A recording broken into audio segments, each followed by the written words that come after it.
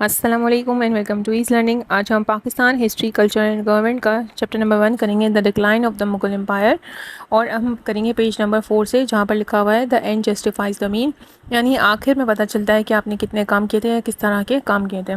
यहाँ पे देखिए औरंगज़ेब का लेटर्स में लिखा हुआ है, इसका कुछ एक्स्ट्रैक्ट यहाँ पर लिया हुआ है, जिसमें लिखा है कि जब आपकी दुश्मन आपके सामने खड़ा हो, जो आपको मुकम्मल तौर पर तबाह करने के लिए खड़ा हुआ हो, तो आप ये नहीं सोचो कि आप उसको धोखा दे रहे हो या आप उसको फॉल्स प्रॉमिस कर रहे हो या आप उसको फ्रॉड दे रहे हो।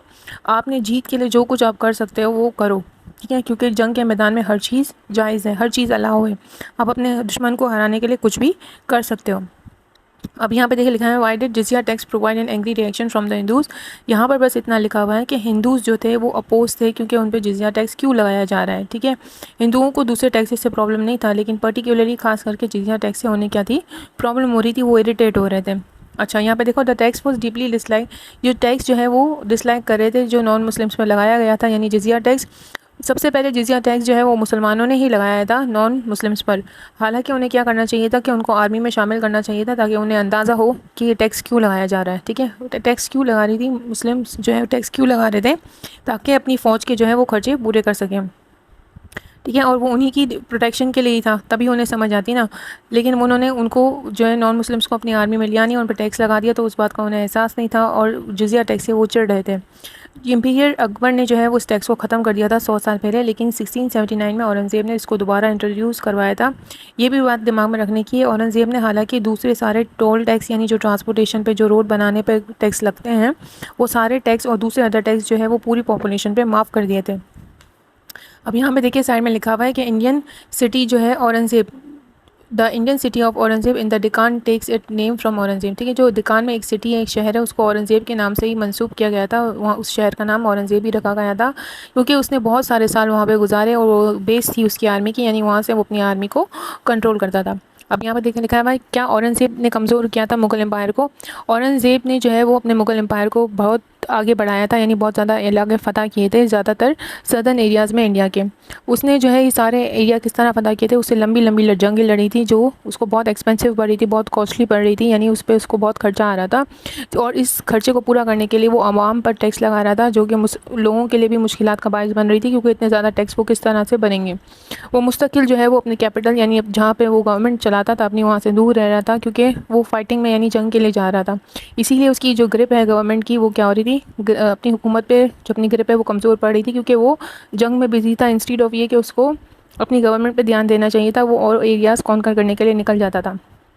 आखिर में क्या होता है कि जो है गवर्नमेंट जो सर्विसेज, जो लोग बैठे थे वहाँ पर, जो हुकूमत में थे, वो सारे के सारे क्या थे, अपना काम ठीक से नहीं कर रहे थे और करप्शन बढ़ती जा रही थी। हालांकि उसने बहुत ज़्यादा एरियाज़ को कॉन्कर कर लिया था इंडिया के, लेकिन औरंगज़ेब के लिए मुश्किलात बढ़ गई थी, क्योंकि इतने बड़े एम्पायर को वो चलाएगा कैसे। कहीं ना कुछ उसको प्रॉब्लम हो ही रही थी।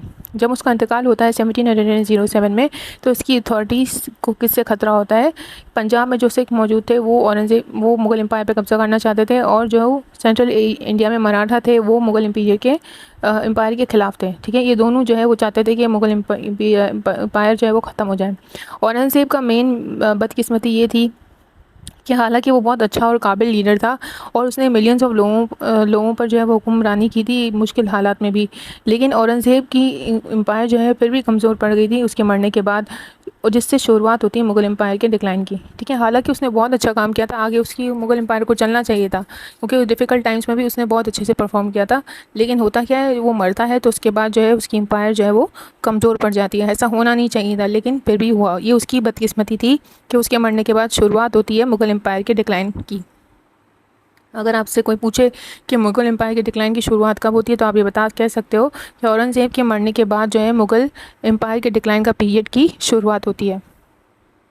अब यहाँ पर देखिए लिखा हुआ है 1707 में जब औरंगज़ेब का इंतकाल हुआ, तब वो क्या छोड़ के गया था, एक बड़ा मुग़ल एम्पायर छोड़ के गया था। मुसलमान जो है अपनी अचीवमेंट से बहुत खुश थे, क्योंकि उनकी हुक्मरानी इतनी सारे एरियाज़ पे थी। वो जो औरंगज़ेब है वो बहुत रिलीजियस भी था और डिटरमाइंड रूलर था, बहुत ज़बरदस्त किस्म का था, यानी जो इरादा करता था उसको उस पर काम करता था। नाराज़गी और अपोजिशन फिर भी मुग़ल रूल के दौरान रही और बढ़ती गई और ज़ोर पकड़ती गई। Revolts weakened his rule and undermine the empire. ठीक है, जो बागी लोग थे उन्होंने इसके एम्पायर को कमज़ोर करने की कोशिश की और जो है इस एम्पायर से नाराज़गी का इज़हार किया। औरंगज़ेब ने मुसलमानों को इंडिया को आइडेंटिटी दी थी, लेकिन उसके मरते ही जो है बहुत ज़्यादा ये सब कुछ जो है वो सब कुछ ख़त्म होता गया आहिस्ता आहिस्ता। जो मुसलमानों की पावर, मुसलमान रूलर्स की जो पावर थी वो दोबारा से स्ट्रॉन्ग ना हो सकी। आर्ग्यूमेंट्स जो है वो होते रहे कि इसके बाद कौन आएगा, यानी औरंगज़ेब के मरने के बाद ऐसा कौन सा रूलर आ जाएगा जो इस सारे एम्पायर को अच्छे से संभाल सके और जो है इसमें जो खराबियाँ हैं उन सबको हैंडल कर सके। लेकिन कोई भी जो है इस पर काम करने को तैयार नहीं था, क्योंकि एक बहुत बड़ी मसला चल रहा था। मसला क्या चल रहा था, क्योंकि डिक्लाइनिंग पीरियड था, कंट्रोल करना इतने बड़े एरिया को बहुत मुश्किल था, तो कोई भी आगे आने की कोशिश नहीं कर रहा था, हिम्मत नहीं कर रहा था। Increasingly others, specially the British, और जो है फिर क्या हो रहे थे, दूसरे लोग आने की कोशिश कर रहे थे इंडिया में। जैसे कि ब्रिटिश वो चाहता था कि वो जो है मुग़ल एम्पायर की जो पावर है वो उसको अपने कब्ज़े में कर ले, और मुसलमानों को जो है फिर जो है उसके बाद अच्छा टाइम वक्त देखने को नहीं मिला।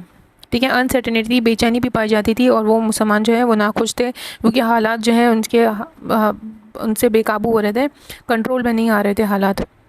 होप आपको अच्छे से समझ आया होगा। अगर आपको वीडियो अच्छी लगती है तो कहीं लाइक करिए, शेयर करिए और सब्सक्राइब करना मत भूलिएगा। ओके, अल्लाह हाफ़िज़।